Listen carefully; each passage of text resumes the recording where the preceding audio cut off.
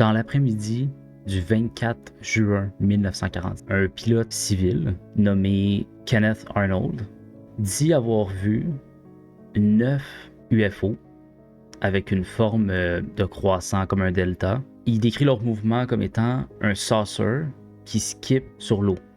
Le soir du 2 juillet 1947, une tempête éclate près de Roswell. Un éleveur, William McBrazel, entend un bruit inhabituel. Le lendemain, le 3 juillet 1947, Brazel découvre des débris éparpillés sur son ranch. Il ne comprend pas de quoi il s'agit, mais il note que les matériaux sont différents de ce qu'il a observé par le passé. Le 6 juillet 1947, McBrazel décide de se rendre en ville, à Roswell, pour signaler sa découverte au shérif George Wilcox. Par la suite, George Wilcox contacte la base militaire de Roswell Army Airfield, qui est la RAAF. Par la suite, le 7 juillet 1947, le major Jesse Marcel, un officier de renseignement, et d'autres militaires examinent les débris sur le ranch. Les débris sont collectés et transportés à la base. Le lendemain matin, le 8 juillet 1947, une annonce officielle. Le service de presse de la RAAF diffuse un communiqué affirmant qu'ils ont récupéré un disque volant, un flying disc.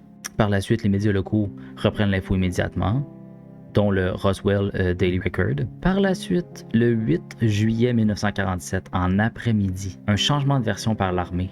Le général Roger Ramey de Fort Worth, Texas, présente en conférence de presse les débris comme étant ceux d'un simple ballon météo. Des photos sont prises montrant Marcel et d'autres militaires avec des morceaux de ballon et de réflecteurs radar. Par la suite, du 9 au 10 juillet 1947, les journaux publient la version ballon météo. L'histoire disparaît de la une, puis elle est oubliée durant des années. En 1978, Stanton Friedman, un physicien nucléaire, ensuite tourné ufologue, interviewe Jesse Marcel, qui affirme que les débris étaient non terrestres et que la version ballon météo était une couverture, aussi connue sous le nom de cover-up.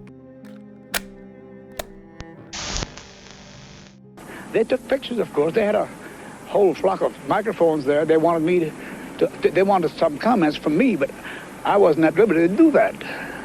So all I could do is keep my mouth shut. And General Ramey is the one who discussed, told the newspapers, the newsmen, what it was and to forget about it. It was nothing more than a weather observation balloon. Of course, which we both knew differently. We found a piece of metal about a foot and a half to 2 feet wide and about 2 or 3 feet long. Felt like you had nothing in your hands. It wasn't any thicker than the foil out of a pack of cigarettes. But the thing about that got me is that you couldn't even bend it, you couldn't bend it. Even with a sledgehammer would bounce off of it.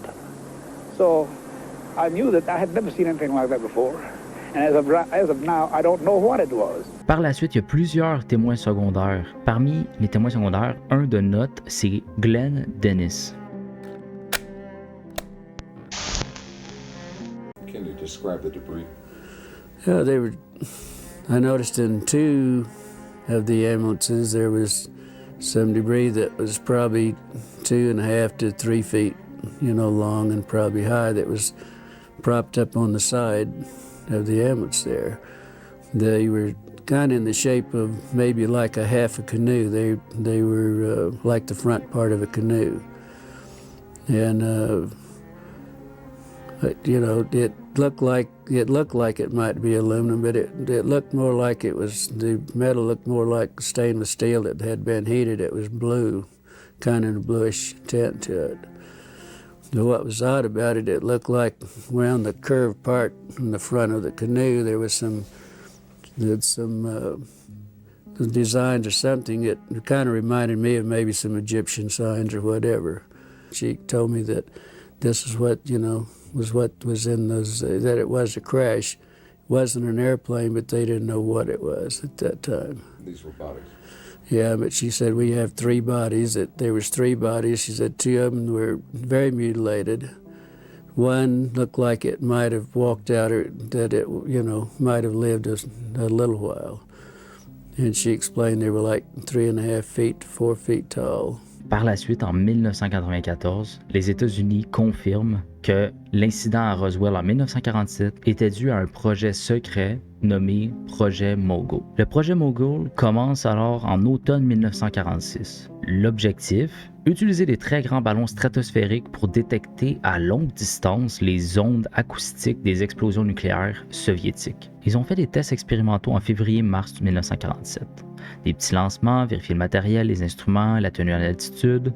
Puis, le 4 juin 1947, le vol numéro 4 depuis Alamogordo, Nouveau-Mexique. Selon le gouvernement, c'est probablement ce ballon-là ou un lancement proche, dont les débris sont retombés sur leur ranch de McBrazel à Roswell, New Mexico. En 1997, un second rapport explique que les corps vus par des témoins étaient probablement des mannequins utilisés pour des tests de chute. Un des problèmes avec l'explication mannequin pour les corps est simplement qu'ils n'ont pas commencé à faire ces tests avant 1950. Pour conclure le tout, bien évidemment, on pourra probablement jamais savoir exactement ce qui est arrivé, mais ce qu'on sait, c'est qu'il y a des trous dans l'histoire.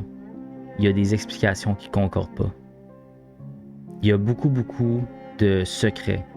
Ce qui est quand même légitime. Si c'était un projet secret pour espionner les Soviétiques, peut-être ça explique tout. Mais en même temps, que ce soit un ballon météo ou un ballon météo top secret, il n'y a pas une énorme différence non plus. De là à ce que Jesse Marcel, un agent de renseignement dans une base qui s'occupe de secrets nucléaires, ne soit pas capable de reconnaître un ballon météo secret, ça fait pas énormément de sens. Mais, comme je dis, on peut pas vraiment savoir. Au final, il y a deux options. Celle plus UFO, qui est comme dans le folklore UFO qui a commencé le craze sur tout ça, qui est simplement que les débris étaient un vaisseau extraterrestre qui a crash, que le gouvernement les a ramassés puis les ont utilisés pour avancer leur technologie et qui ont récupéré les corps. La réalité probable, c'est que c'était des débris du projet Mogul qui ont été mal identifiés au départ. Par la suite, un communiqué mal rédigé et des décennies plus tard, des témoignages et récits embellis. La vérité, c'est qu'on ne saura sans doute jamais. Mais si ce genre d'histoire vous intéresse, ça me ferait plaisir de continuer à faire des histoires comme ça. Il y en a un paquet de très intéressantes qui sont toujours pas résolues. Alors merci à tout le monde d'avoir regardé. On se voit dans la prochaine. Puis ciao tout le monde.